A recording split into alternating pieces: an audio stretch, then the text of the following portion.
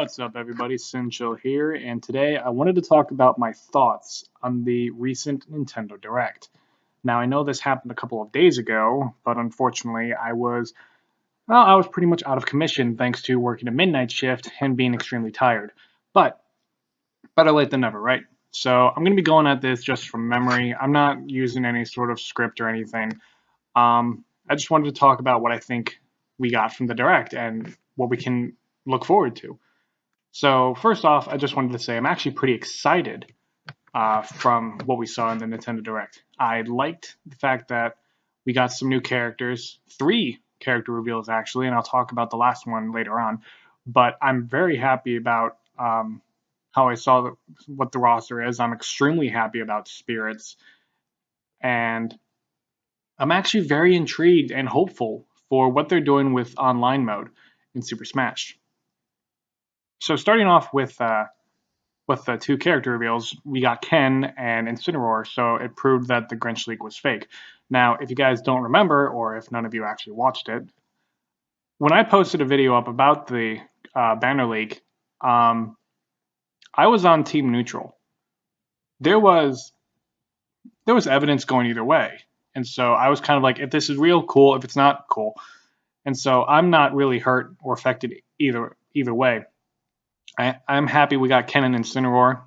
Neither of them look like characters I'm going to play, though. Even though I bought the DLC for Smash 4, I never really played Ryu. I could never get the hang of him. And Ken's just going to be another example of that. Incineroar, he just doesn't look very fun to me. Now, for those of you who are extremely excited to play him, hey, great for you. I think that's absolutely awesome. But for me personally, I'm not all that excited. He looks a little slow. Some of his moves just look odd to me, and I don't like the fact that his recovery is, well, pretty awful. I don't like that. I like my characters to have a decent recovery option because chances are I'm not going to be on the stage the entire time. It just doesn't look like his fighting style meshes with mine. So I'm happy he's in the game, another person to get beat by and to beat up, but he's not a character I'm probably going to be playing. Um, I do like the changes actually from Ryu and Ken. I like the little differences there. I'm actually going to take a guess, and I'm going to say Ken is probably going to be higher ranked than Ryu is, strictly for the fact that you can combo from his side B. Do not let me try and pronounce that name. I have no idea how to pronounce it. But his side B whirlwind kick move, it looks like because it's a multi-hit, you can kind of combo off of it. And then him being faster than Ryu, typically when a character's more fast, they're going to already be higher up on the tier list. So I had a feeling Ken's actually going to be the better version of Ryu. Um, Incineroar, yeah, I think he's a cool character, but probably not a character I'm going to play. So then we saw the amiibos, which I don't particularly care for. Um, I'm already going to be spending money on DLC characters and everything. I don't need to spend money on buying amiibo figures. For those of you who like amiibos, hey, that's absolutely great, and I'm happy that they're coming out with amiibos for every single character. But me personally, I'm just not interested. I don't find them interesting. So then we got into spirits mode, and I'm think probably because I had a few days to talk about this and to think about it in my head, I have a better understanding now of what spirit mode is, and I'm super excited for it. So from what I've gathered, spirit mode is basically going to be events mode and adventure mode all wrapped into one, along with some sort of like training mode where you can train up these spirits and you can kind of make your own cool little customizations and your own little parties. It looks like it's going to be really cool, and it looks to be one of those things that even if you're playing by yourself and you're not a competitive type of person, it can give you plenty of hours of fun. I like that. I like that there's all of these different characters also being represented. So if you think you like, say, Waddle Dee, and then you also want to throw on some other person like Shantae, because we saw her as a spirit, um, then you absolutely can, I think. So I think that's a really cool concept. Definitely not what anyone was thinking of when we saw Spirits. Everyone was going to the trailers like, well, this character's dead, this character's dead. That means that you're probably going to have to go and save him. And while we were correct on that, we were wrong, so wrong on how we were going to go about saving them and everything. I don't think anyone expected that adventure mode that we got, which, by the way, I'm going to skip to the adventure mode. The adventure mode looks absolutely fantastic. It really does. I am very excited for this adventure mode because just looking at how big that map was, there was a ton for you to go through. And then you're also starting off with one single character, Kirby, and then you're going through and trying to save all the other characters, all 73 other characters. So that is an insane amount of content right there in adventure mode, and that is probably going to be the very first thing I turn on in this game.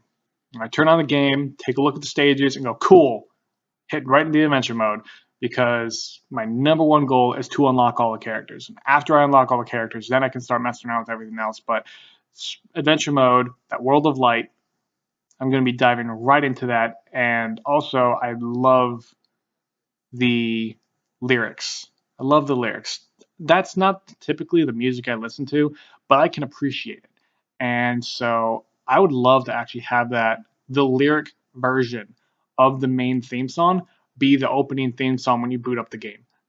If you think that'd be an awesome idea, tell me down below because I think that would just be an epic way to start off logging into Super Smash Bros. You load up the game, and then all of a sudden you're greeted with those beautiful lyrics, and it's like, yes, this is what I've come for.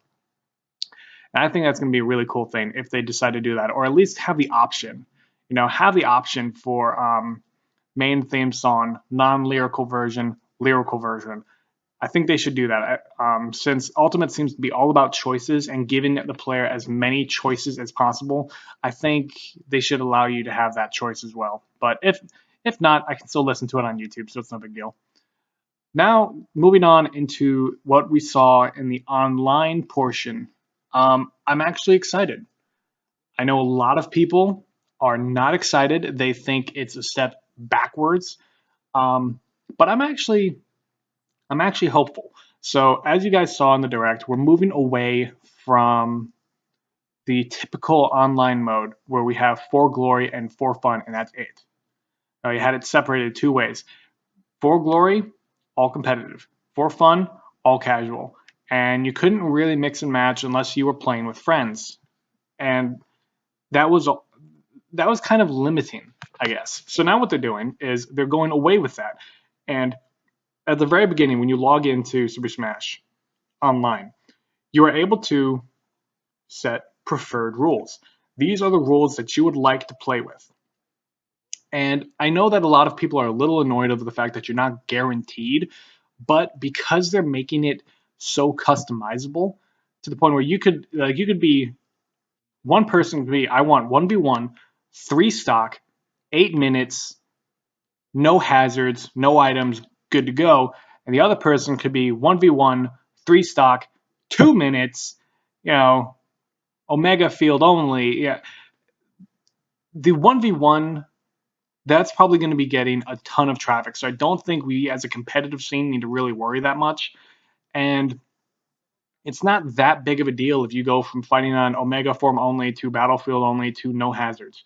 I honestly don't think it's that big of a deal. And the time limit rarely makes a difference to me. Most matches are over before the time limit's up anyway, so it's not that big of a deal, but I am excited about it. I'm excited about the fact that since we can select these preferred rule sets, we can really see some interesting customization. And when I saw the ability to have no hazards as one of the selectable things, I nearly hit the roof with how happy I was. I'm not gonna lie. I've been looking at the stage list over and over again, just dreaming about all of these different stages and all of the amount of legal possibilities we have here when it comes to what stages can be tournament legal and what won't, with hazards off. And I am super excited for the fact that we can now play competitively, no hazards online. I think that is a great thing to see because it is going to greatly enhance our knowledge of these stages. considering that most people, and myself in general, mostly play Super Smash online and aren't, and when you don't live in an area that has a lot, if any, of competitive Super Smash Bros. Tournaments, the online portion is really your only form of playing competitively if you can't get into like an online tournament. And the issue that we've had with Smash 4 is that you literally only play on one form of a map, Omega form. So you become very good at Omega form, but then you're not as good when it comes to other things such as playing on Town and City or playing on Battlefield or playing on Smashville. So the fact that you can now play Hazards Off online competitively is amazing, and I'm really looking forward to that. I think our saving grace, though, when it comes to playing online, is the fact that you can now make rooms, and they can be public or private. And when you make a room, it's your room, so you set up the rules for that room, and then therefore, anyone who joins that room is playing by the rules that you set up. So you have a lot of control that way, and it looks like you have even more control under setting up a room and how the rules are set up than you do when just setting the preferred rules. So possibly you can even have a select stage list when setting up a room, like, hey, stage list random, but I'm going into the random stage list selector, and these are the only stages I want to be selected. All the others are gone. And so you can actually set up an online room with tournament rule sets and play tournament rule sets online with a whole bunch of people, either publicly or privately. And so I think we're going to be seeing a new dawn, a new era of online tournaments utilizing this formula because why not? It's now there. We have the ability to. So I think we're going to be using that one a lot, or at least I know I am. Once I get all my characters and I get online, I'm going to be utilizing the room set big time. Finally, when it comes to playing online, the other thing, I, I like the dog tags. I do. I think it's cool, but it's not that big of a deal. The one thing that is a big deal to me is going to be the Epic Smash or the Elite Smash.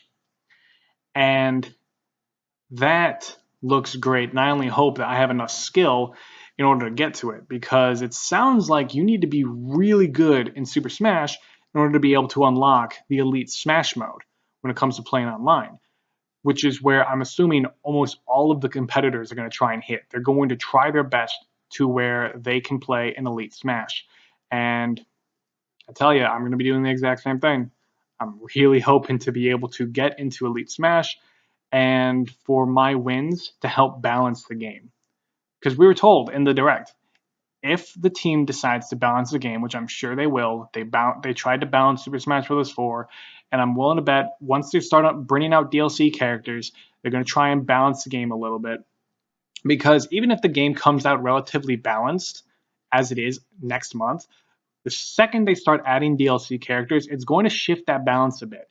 And so I feel like they're probably going to balance the game. And if they do, they're going to be looking at Epic Smash. And I'd love to be a part of helping out balance Super Smash Bros. Because that's just really cool to me. The final thing I'm going to talk about is the DLC characters. I'm not going to speculate right now. I'm going to do that in another video. I'm not going to speculate on who I think could make it into Super Smash Bros. As DLC, since it's now been confirmed. But I wanted to talk about Piranha Plant, the one character that nobody was expecting of, and is also the one character we never knew we needed until we saw him, and now we all need him. Like, I see more people are super excited about Piranha Plant than there are people who are who actually dislike him so much to where they've even considered not getting the game, which is pretty ridiculous to me. But hey, you do you. Um, Piranha Plant looks amazing. He's one of those oddball characters that I would love to play as. I might be terrible. I might be absolutely terrible at playing him, but I'm going to play him just because he is the ultimate troll character. Seriously.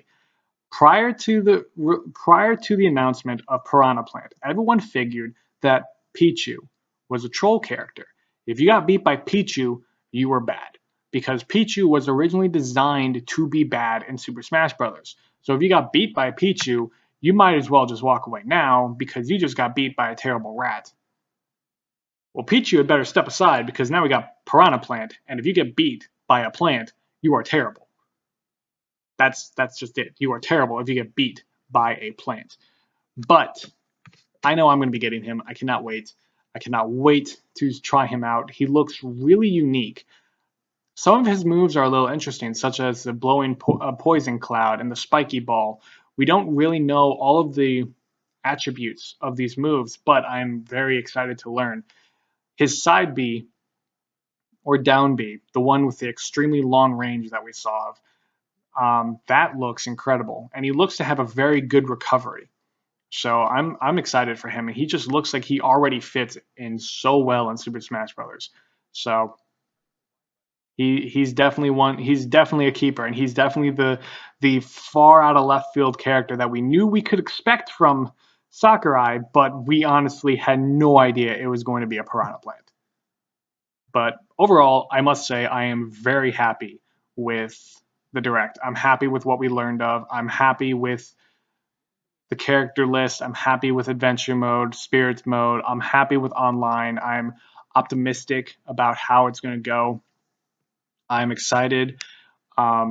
Just from everything that we saw in the direct, it just made me excited.